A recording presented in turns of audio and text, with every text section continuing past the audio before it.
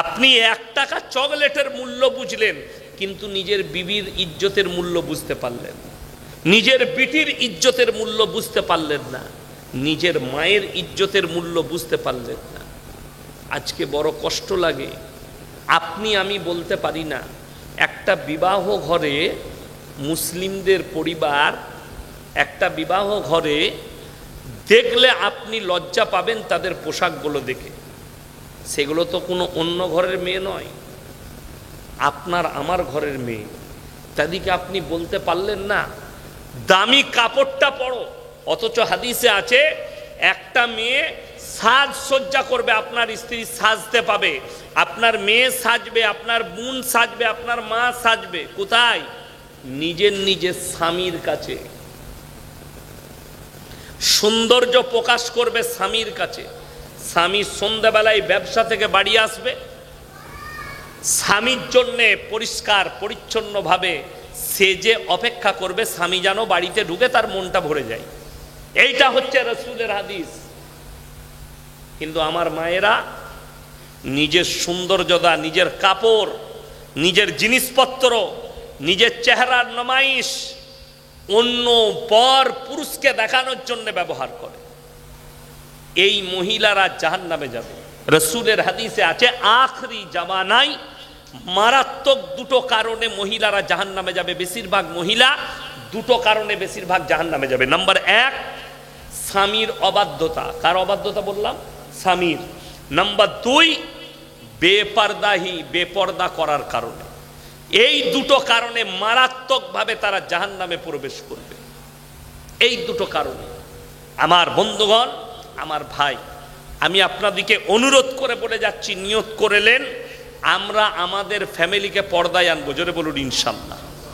আপনি আপনার সন্তানকে নামাজের দাওয়াত দেন। দেখুন, আপনার ফ্যামিলি নামাজ পড়েন, আপনি এক কাজ করুন, আপনি মসজিদে ফরজ নামাজ পড়বেন, বাড়িতে গিয়ে সুন্নতগুলো আদায় করুন, আপনার পরিবারের মধ্যে নামাজের প্রভাব পড়বে। আপনি মসজিদে ফজর পড়বেন, ফজরের সময় উঠে স্ত্রীকে তুলে বলুন আমার জন্য পানি নিয়ে এসো, উজু করব। অনেকজন মনে মনে করে আমি আমার বউকে ভালোবাসি, ওকে উঠালে চলবে না, ঘুমের ডিস্টার্ব হবে। তোর নামাজ পড়াটা বেকার হবে, তোর ফজর পড়াটা বেকার। স্ত্রীকে তুলো আর বলো আমাকে উজুর পানি দাও। উজুটা করলেন, নামাজের পাটিটা দাও, সুন্নত পড়ব। আপনি 2 রাকাত সুন্নত নামাজটা বাড়িতে পড়ুন, আর ওই পাটিটা ছেড়ে স্ত্রীকে বলুন আমি নামাজটা পড়ে আসি, তুমি নামাজটা আদায় করো। আপনি চলে এলেন, আপনার স্ত্রীকে দাওয়াত দেওয়া হলো। এরপরে আপনার স্ত্রী যদি না পড়ে আপনাকে ধোঁকা দেয়, সে নিজেকে ধোঁকা দিবে, আপনাকে নয়। ব্যাস, আল্লাহর উপরে ভিড়ে দিবেন। কিয়ামতের দিনে আল্লাহকে বলতে পারবেন আল্লাহ। দেখবেন অনেকজন আমাদের বায়ানের মধ্যে কিছু গাফলতি আছে। অনেকজন বলে যে কারোর বউ যদি নামাজি না হয় তার স্বামীও জাহান্নামে যাবে। বলে না? বলে না। ব্যাখ্যাটা, কথাটা ঠিক, ব্যাখ্যাটা ভুল। সেই স্বামীরা জাহান্নামে যাবে টেনে নিয়ে যারা স্ত্রীকে জীবনে দাওয়াত দেয় না, যারা নার নিজের ফ্যামিলিকে দাওয়াত দেয় না। কোরআনে আছে, যদি এটা সত্য হয় যে স্বামী স্ত্রীকে দাওয়াত দিয়েছে, মেয়েকে দাওয়াত দিয়েছে, বোনকে দাওয়াত দিয়েছে, মাকে দাওয়াত দিয়েছে, তারা কবুল করেনি, তারপরেও যদি স্বামী একটা পুরুষ জাহান্নামে যায়, আমি তাদের কাছে জানতে চাই, আল্লাহ তাআলা কোরআনে ঘোষণা করেছেন 2 জন নবীর বিবি জাহান্নামে যাবে। একজন নূহ নবী, একজন লূত নবী। এখানে ব্যাখ্যা কি আছে জানেন?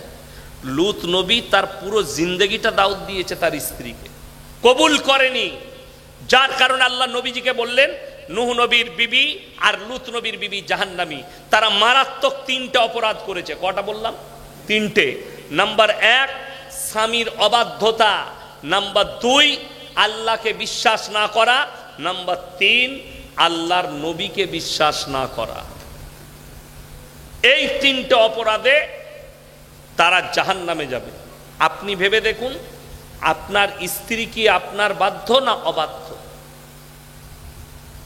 হাদিসে আছে একটা স্ত্রী, মহিলা, তার স্বামীর হুকুম ছাড়া পায়ের নখটা বাড়ির বাইরে বের করতে পারবেন না।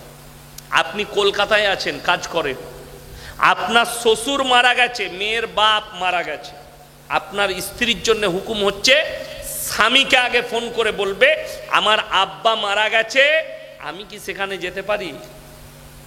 স্বাভাবিক একটা স্বামী হুকুম দিবে, দিবে না? দিবে না? চলে যাও, পর্দার সহিত চলে যাও। কিন্তু স্বামী নেই, স্বামীর হুকুমের দরকার নেই, অনেক মহিলা পাড়া ঘুরে বেড়ায় বিনা হুকুমে, অনেক মহিলা বিনা হুকুমে বাজারে চলে যায়, স্বামীর হুকুমের প্রয়োজন মনে করে না।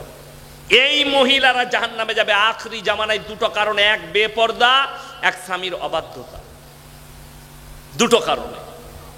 ওই জন্যে আপনি একা নামাজি, আমাদের দেশের অনেক লোক মনে করে আমি ভাই মসজিদে যাব, গ্রামের কিচ্ছু জানি না, আমি নামাজ পড়বো, পালিয়ে আসবো, কার কি করছে কে কি করছে দেখবো না। এ লোক মুমিন লয়।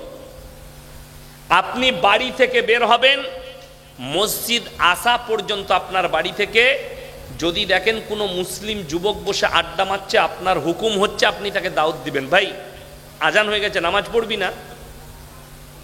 আপনি দাওয়াত দেন, রোজ দাওয়াত দেন, আপনার মজাক উড়াক তারপরেও দাওয়াত দেন। ভাই রোজা কেন রাখিসনি? বিনা কারণে, আপনি তাকে দাওয়াত দেন। আপনার তরফ থেকে আপনি ক্লিয়ার। আপনি মসজিদে এসে দেখলেন একজন মসজিদের একটা মালকে অপচয়, মানে পানি অপচয় করছে, উজুর কলটা খুলে দিয়ে গল্প করছে ফোনেতে, কলটা চলছে। আপনি মুমিন তখন যখন তাকে হক বলবেন, এই ভাই গল্প করছিস কর, কলটা বন্ধ করে দিয়ে কর, আগে কথা বলে নে তারপরে কলটা খুলবি, নাহলে এক কাতরা পানিরও হিসেব আল্লাহ নিবেন। এটা ভাববেন না। আপনি কি মনে করছেন? আল্লাহর কসম করে বলছি, যতগুলো দানা আপনি খাচ্ছেন আল্লাহ অতটা দানা আপনার রুজি মেপেছে, আর এক একটা দানার হিসেব দিবে। ওই জন্য রসুলের সুন্নত আছে, প্লেটটা চেটে খাও, একটা ভাতও যেন পড়ে না থাকে, প্লেটটা চেটে খাও। আজকে বলুন, নাসির ভাই আর আমার বাপের বয়সী যারা আছে তাদের মনে থাকবে নাকি জানি না, আমি ছোটবেলায় দেখেছি প্রতি গ্রামে প্লেট থাকতো ভাত খাবার অনুষ্ঠানে, ঠিক কি না? ছোট ছোট প্লেট থাকতো, কোনো অনুষ্ঠান হলে, বিয়ে বাড়ি হলে, কোনো ভোজন হলে তাতেই খানা খেত মানুষ নিচেই বসে। তখন কিন্তু সুন্নত ছিল। এখন প্যান্ডেল এলো, কাগজের প্লেটে বসে খাচ্ছে, যে যেরকম পাচ্ছে খাচ্ছে। এমনও প্লেট দেখতে পাওয়া যায়, প্লেটটা দেখে মনে হচ্ছে এটা থেকে কোনো কুত্তা খেয়ে উঠে গেল, চারিদিকে পড়ে আছে, প্লেটে পড়ে আছে। এক একটা দানার হিসেব আল্লাহর কাছে লাগে, এক একটা দানার হিসাব। ওরা বদদুয়া দিবে। আপনি রসুল কেন বলেছেন প্লেটটা চেটে লাও, আঙ্গুলটা চুষে লাও, তোমার হাতে যেন একটাও ভাত না লেগে থাকে। আপনি ড্রেনে গিয়ে হাত ধুয়ে দিলেন, হাতে ভাত আছে, সেই ভাতগুলো পায়খানা বাথরুমে ড্রেন দিয়ে যাচ্ছে, এক একটা দানা বদদুয়া দিবে। পৃথিবীতে যতগুলো ধর্ম আছে সব ধর্মে এই খাবার নিয়ে কথা বলা হয়েছে, এটার কদর করো, এটা উপরওয়ালার দান। তা না হলে হসপিটালে যান, আপনি দেখতে পাবেন কারুর লল ভরা আছে, এইদিকে লিকুইড খাবার খাচ্ছে, মুখ দিকে খাবার ক্ষমতা নেই। আপনি এক লুকমা ভাত খেতে পাচ্ছেন, আল্লাহর কাছে কেঁদে শুকর আদায় করুন, আল্লাহ তুমি আমাকে এক লুকমা খানা খাইয়েছ মুখের দ্বারা। মুখে খাওয়ার টেস্ট বেশি না নল দিয়ে খাওয়ার টেস্ট বেশি? মুখে খাওয়া। আপনি চিবিয়ে খাবেন একটা খানা, তার টেস্ট বুঝতে পারবেন।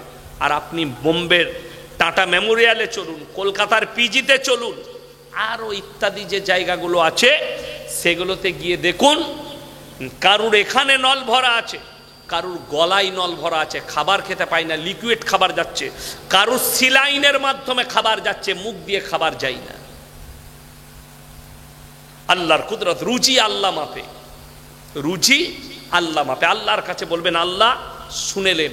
রসুল সাল্লাল্লাহু আলাইহি সাল্লামের হাদিস, যারা ভাবছেন আমার খাবারে বরকত নেই কেন, আমার ব্যবসায় বরকত নেই কেন, তার কারণ তাবিজ নয়।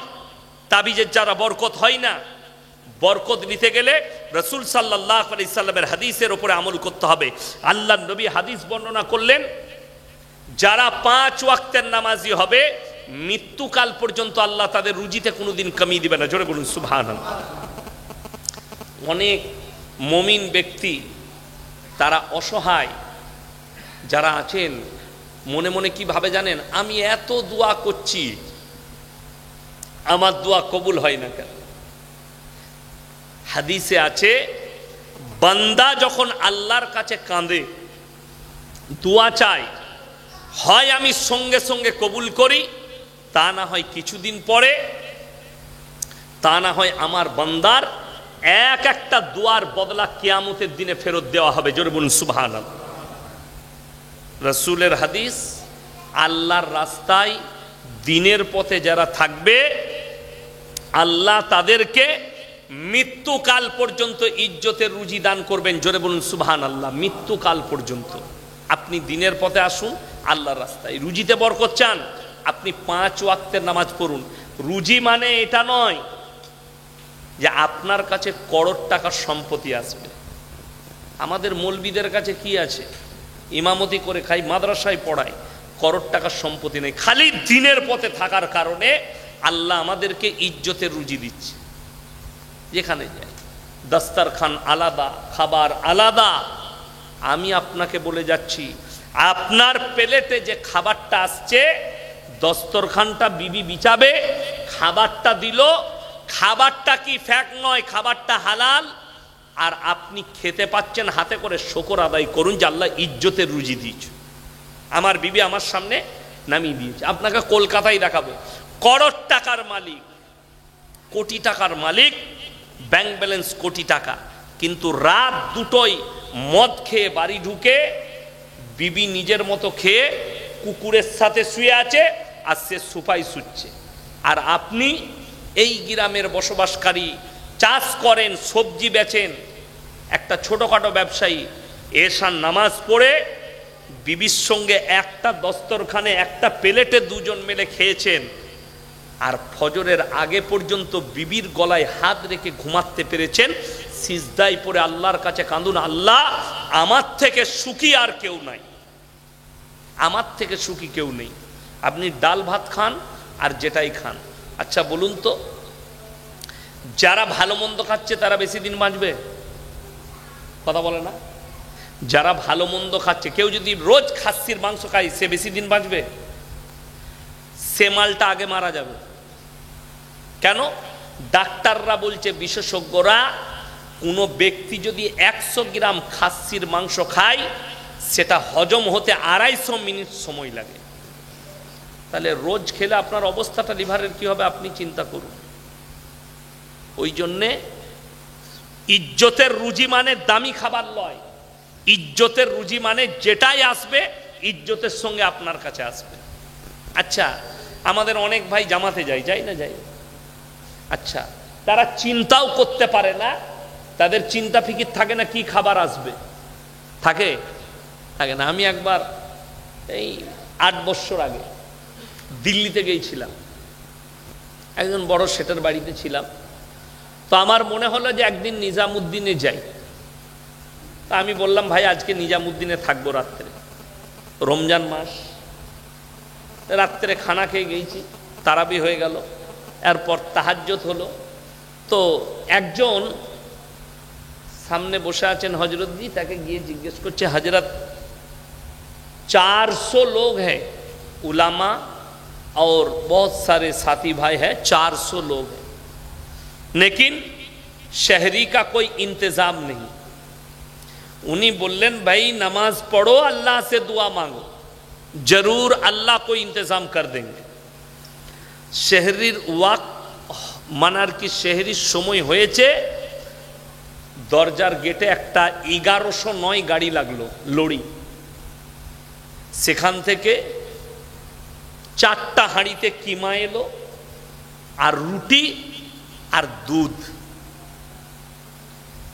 এত খাবার এলো। এই 400 লোক খাবার পরেও বললে, ভাই কুছ বস চুকা হ্যায়, মহল্লা ওয়ালে কো ভেজ দো। জোরে বলুন সুবহানাল্লাহ। কেউ জানতো না কি আসবে, হঠাৎ করে একজন কোনো আল্লাহর বান্দা পাঠিয়ে দিয়েছে যে যারা মুসাফির আছে তারা খাবে। তো আপনি আল্লাহর উপরে রুজির ভরসা করুন, আপনার দস্তরখানে আপনি নামাজ পড়ুন, হালাল রুজি আসবে। বিশ্বাস করুন, আমি যে কথাগুলো বললাম এই আখরি জামানায় এই কথাগুলোর মজাক উড়ানো হবে, মজাক। আমরা ব্যবসা করে খাই, আমি নিজে ব্যবসা করি, টাকা আমার, আল্লাহ কি করে রুজি মাপে? এটা বিশ্বাস করার জন্য হসপিটালে যেতে হবে, এটা বিশ্বাস করার জন্য টাটা মেমোরিয়ালে যেতে হবে, তবে বুঝতে পারবেন যে রুজির মালিক আল্লাহ কি না। টাকা করোড়পতি, কিন্তু ডাক্তারে যখন ক্যান্সার বলেছে আপনার খাওয়া মাখা সব উঠে যাবে, উঠবে না? উঠবে না।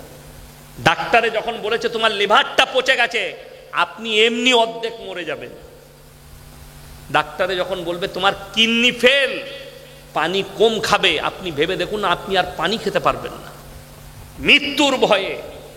কোনো মানুষকে যদি বলা হয়, কোনো ডাক্তারে বলে তুমি খুব তাড়াতাড়ি মারা যেতে পারো, তবে কি করবে? বলে শুয়োরের পায়খানা খেলে তুমি বেশি দিন বাঁচবে। সেই লোক শুয়োরের পায়খানা খাবে, আমি চ্যালেঞ্জ দিলাম বাঁচার লেগে। ঠিক বললাম না ভুল বললাম? এটা চ্যালেঞ্জ দিলাম। মানুষ, একটা বয়স্ক লোক চাচা মারা যাচ্ছে, আপনি তাকে বিছানায় গিয়ে বলুন চাচা তুমি মরে গেলে ভালো হয়, বলো, তোমাকে ওই অবস্থাতেই লাত মারবে। মারবে না? মারবে না? কোনো মানুষ চাই না যে আমি মারা যাই। এই যে আমার চাচার বয়সী যারা আছে, এরা যখন রাতের বেলায় ঘুম ভেঙে যায় আর মনে পড়ে যে আমি কালকে মারা গেলে কি হবে, এই চাচাদিকে জিজ্ঞেস করুন, এদের চোখের পানিতে বালিশগুলো ভিজে যায় যখন মৃত্যুর কথা মনে পড়ে। আল্লাহর কসম, কবর এক মারাত্মক জায়গা। 3টে প্ল্যাটফর্ম অতিক্রম করে 4 নম্বরে আপনার ঠিকানা হবে। 1 নম্বরে বসে আছেন এই দুনিয়া, 1 নম্বর প্ল্যাটফর্ম। ওয়ামাল হায়াতুদ দুনিয়া ইল্লা মাতাউল গুরুর। এই দুনিয়া তোমাদের জন্য সম্পূর্ণ ধোঁকা। নাম্বার 2 প্ল্যাটফর্ম হচ্ছে কবর। দুনিয়ার পরে কবরে আপনাকে যেতেই হবে, রুহের জগতে আপনাকে যেতে হবে। আমরা মনে করি কবরে আযাব হয় না, মানুষের শরীরের আযাব হয় না, রুহের আযাব হয়। শরীর তো মিটে যাবে, ওই রুহটার আযাব হয়। নাম্বার 3, কিয়ামতের ময়দান। আল্লাহ যখন কিয়ামতের দিনে মানুষকে তুলবেন, ওই শরীরটাই হবে অরিজিনাল শরীর। এগুলো নকল, মরে যাব পচে যাবে। অরিজিনাল শরীর আল্লাহ দিবেন কিয়ামতের দিনে। আর সেই দিনে তোমার শরীরের লিভারের কোনো কন্ডিশন থাকবে না, কিডনির কোনো ফাংশন থাকবে না। কেন? পানি পান জান্নাতে করবে, প্রস্রাবের প্রয়োজন হবে না। জোরে বলুন সুবহানাল্লাহ। খানা খাবেন, পায়খানার প্রয়োজন হবে না, আল্লাহ অটোমেটিক গায়েব করবেন। এটা জান্নাত বলছি। এই জান্নাত জাহান্নামের কথা শুনে অনেক বেঈমান, অনেক কাফের, অনেক মুসলিম তারা মজাক উড়াবে। আজকে ভারতে মিডিয়ায় তাকালে দেখতে পাবেন হুড়ের মজাক উড়ানো হচ্ছে। হুড়ের, মুসলমানরা বলছে হুড় পাবে, এটা নিয়ে অনেকজন মজাক উড়াচ্ছে। কে উড়াচ্ছে জানি না, তো এটা কিয়ামতের আলামত। যেমন রাসূলের হাদিস আছে, তোমরা যদি তোমার বিবিকে জান্নাতি করতে পারো, জান্নাতে নিয়ে যাও। কিয়ামতের দিনে জান্নাতে আপনি যখন আপনার বিবিকে প্রথম দেখবেন, এক দেখাতে 40টা বৎসর কেটে যাবে। জোরে বলুন সুবহানাল্লাহ। আল্লাহ এতটা সৌন্দর্যতা দান করবেন কেন? এই দুনিয়াতে তো আমাদের 3টে সময়। যে চাচাদের দেখছি দাড়ি পেকে গেছে, আজকে আমাকে দেখছেন, আমার নাসির ভাই আমার আব্বাজিকে যখন দাড়ি কালো তখন থেকে দেখে আসছে, ঠিক কি না? দাড়ি কালো, জংজঙে কালো, ইয়ং আমার মতো, তখন থেকে দেখছে। মোহাম্মদ শওকত সাহেব এখন বুড়ো হয়ে গেছে, দাড়িগুলো পেকে গেছে। আমিও ওই দিনে যাব। 3টে সময় মানুষের জীবনে, শিশুকাল, যৌবনকাল আর বৃদ্ধকাল দুনিয়াতে। আর আল্লাহর কসম, কিয়ামতের দিনে যে শরীরটা দান করবেন আবাদান আবাদা, আর কোনোদিন বুড়ো হবে না। সবাই কি আল্লাহ নারী এবং পুরুষকে চির কিশোর আর কিশোরী করে দিবেন। জোরে বলুন সুবহানাল্লাহ। তোমাদেরকে আর বুড়াপা স্পর্শ করবে না সেখানে। আবাদান আবাদার জিন্দেগি দান করবেন। জান্নাত আর জাহান্নামটা হচ্ছে 4 নম্বর প্ল্যাটফর্ম। আপনি তৈরি থাকুন, আল্লাহর কাছে কাঁদুন, সকলে নামাজি হব। জোরে বলুন ইনশাআল্লাহ। আল্লাহ তাআলা আমাদের সকলকে পরেজগার মুত্তাকি বানাক, দিনদার তৈরি করুক। আল্লাহ তাআলা আমাদের সকলের হায়াতে বরকত দেখ। আর যতক্ষণ আছি জীবনটা যেন আল্লাহর রাস্তায় অতিবাহিত করতে পারি। সকলে জোরে বলুন ইনশাআল্লাহ। কে কি বলছে লক্ষ্য করেন না, কে কি বলছে আপনি দেখেন না। আপনি নিজেকে চিন্তা করুন, আমি নবীর উম্মত, আমার আখলাক হবে রসুলের মতো, আমি আল্লাহকে বিশ্বাস করি, আমার চলাফেরা হবে আল্লাহর আদেশ মোতাবিক। আপনার দ্বারা কেউ কষ্ট পাবে না। আল্লাহ তাআলা আমাদের সকলকে কবুল করুক, আজকের রাত্রিকে কবুল করুক, আজ জালসাকে আল্লাহ কবুল করে লেখ। হায়াত বাকি, মুলাকাত বাকি। জানবেন ওয়াকফ বোর্ডের বায়ান বহুত চলছে, আমাকে আর বোঝানো লাগবে না। তবে দোয়া করুন আল্লাহ যেন এই বিলকে ফেরত করিয়ে দেয়, বলুন আমিন। বিভিন্ন সংগঠন, তবে একটা কথা বলবো, যে আলেমরাই ডাকবে, যে সংগঠনই ডাক দিবে, আপনারা হাজির হবেন, বলুন ইনশাআল্লাহ। চেষ্টা করবেন, কেন এটা আপনার নৈতিক দায়িত্ব। রাশিয়া যেটা আছে না, রাশিয়াতে সেম কেস হয়েছিল। এই রাশিয়া বলছি, সরি, স্পেনটা কোনো ইহুদি নাসারাদের দেশ ছিল না, ওই দেশটা ছিল মুসলিম রাষ্ট্র। আজও স্পেনের মাটিতে মসজিদ পাবেন, মাদ্রাসা পাবেন, যেগুলো মদের বার আর দেহ ব্যবসার আড্ডাখানা করে রেখে দিয়েছে। কেন? সর্বপ্রথম এইভাবেই মুসলিম দিকে দিন থেকে সরিয়ে তাদের হত্যা করে এগুলো লুটে নিয়েছিল। আপনি ভাববেন, আপনি নামাজ, অনেকজন মনে মনে করবে আবে মসজিদ থাকবে না, ঘরে নামাজ পড়বো। তুমি এমনি নামাজ পড়ো না আর ঘরে নামাজ পড়বে? তুমি এমনি লোকে নামাজ পড়ে না, ঘরে নামাজ পড়বে? ওই জন্যে আপনারা তৈরি থাকুন আর দোয়া করুন। খাস করে দোয়া হচ্ছে বহুত বড় দাওয়া। দোয়া করুন আল্লাহ এই জালিমদের হাত থেকে হেফাজত করো, বলুন আমিন। আল্লাহ যারা ইসলামের ক্ষতি চাইছে, ইসলামকে মিটাতে চাইছে, আল্লাহ এদের তকদিরে ঈমান লেখা থাকলে ঈমান দাও, তা না হলে এদেরকে নিস্তে নাবুদ করে দাও, বলুন আমিন। সবাই দরুদ শরীফ পড়ুন। আল্লাহুম্মা সাল্লি আলা মুহাম্মাদিন ওয়া আলা আলি মুহাম্মাদ কামা সাল্লাইতা আলা ইব্রাহিম ওয়া আলা আলি ইব্রাহিম ইন্নাকা হামিদুম মাজিদ। আল্লাহুম্মা বারিক আলা মুহাম্মাদিন ওয়া আলা আলি মুহাম্মাদ কামা